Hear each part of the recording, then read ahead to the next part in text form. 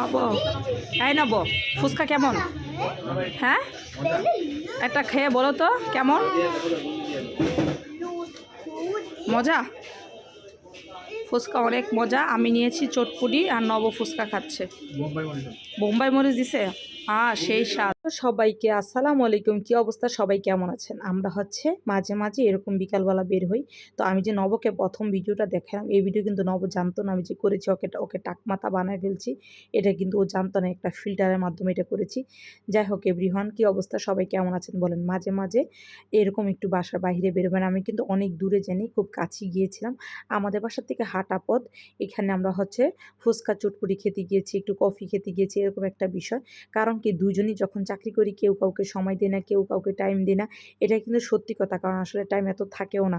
তারপরে সারাদিন পরিশ্রম করার পর বাসায় এসে রান্নাবান্না করে বাচ্চা কাচ্চা সামলে ভিডিও ব্লগিং করে লাইভ করার পরে আর হাজব্যান্ডকে সময় দেয় না, হাজব্যান্ডকেও আমাকে সময় দেয় না, কেউ কাউকে সময় দেয় না। এরকম মাঝে মাঝে একটু বের হয়ে তখন নিজেদেরকে একটু সময় দিই।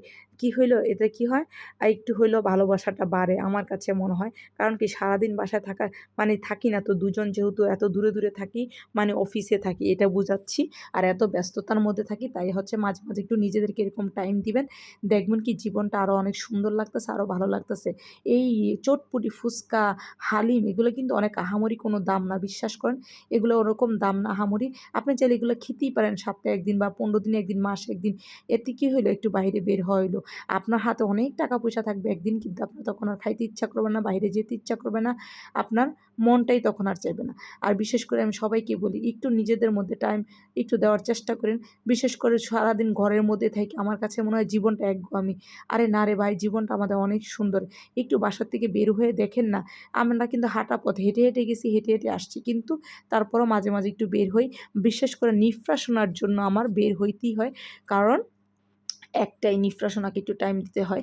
কারণ আমরা দুইজনই যেহেতু পুরো সপ্তাহ বাইরে থাকি, শুক্র শনিবারও দেখা যায় এত বেশি ব্যস্ত থাকি। হঠাৎ করে দেখলাম এখানে একটা কফি শপ দিয়েছে, খুবই খুবই ছোট করে, সিম্পল করে, বাট কফি শপটা এত সুন্দর, ডেকোরেশনটা আমার খুব পছন্দ হয়েছে। পরে আমি ঢুকে গিয়ে জিজ্ঞেস করলাম, ভাইয়া কফি কত করে? বলতেছে ছোটোটা মাত্র 30 টাকা। তাহলে তো খাওয়াই যেতে পারে। আর আসলে কফি চা ফারজানার পক্ষে কোনো কিছু না, না কফি আর চা হইলে আমার আসলে কোনো কথাই নেই। তো যাই হোক, প্রথমে চা খুঁজছিলাম, চা নাই যেহেতু কফিটা খাইলাম। বিশ্বাস করেন কফিটা অনেক মজা ছিল, এই ভাইয়াটা সত্যি অনেক মজা করে বানাইছে। ওনারা পাশে আবার আরেকটা মিষ্টির দোকানও দিয়েছে, সেটাও আপনাদের সাথে শেয়ার করব, একটু সাথে থাকেন। আমি কেন এগুলো শেয়ার করতেছি, আমি কিন্তু আমার পেজে ভিডিও ব্লগ বলতে ডেইলি ব্লগ, ফ্যামিলি ব্লগ, আমার লাইফ অ্যাক্টিভিটিস সব কিছু শেয়ার করি আপনাদের সাথে। কেন শেয়ার করি জানেন? কারণ এখান থেকে কিন্তু আপনারা কিছু হইলেও একটু জানতে পারবেন, বুঝতে পারবেন। কেন বলতেছি জানতে পারবেন? না, সংসার ছাড়াও মানুষের জীবনে আরেকটা লাইফ থাকে, এটাই আপনাদেরকে বলতে চাচ্ছি। এই যে ওনার কফি শপের সামনে দাঁড়িয়ে আছি আমি, ওনার ডেকোরেশনটা সুন্দর, বসার সিস্টেমটা একটু বেশি পছন্দ হয় না, বাট ডেকোরেশনটা খুবই সুন্দর। নবকে বলতেছি কফিটা নেও আমার হাত থেকে, তো নিফ্রাসোনা খাবে না। ওই ভাইয়াটা আবার নিফ্রাসোনাকে একটা ছোট্ট একটা আইসক্রিম দিয়েছিল।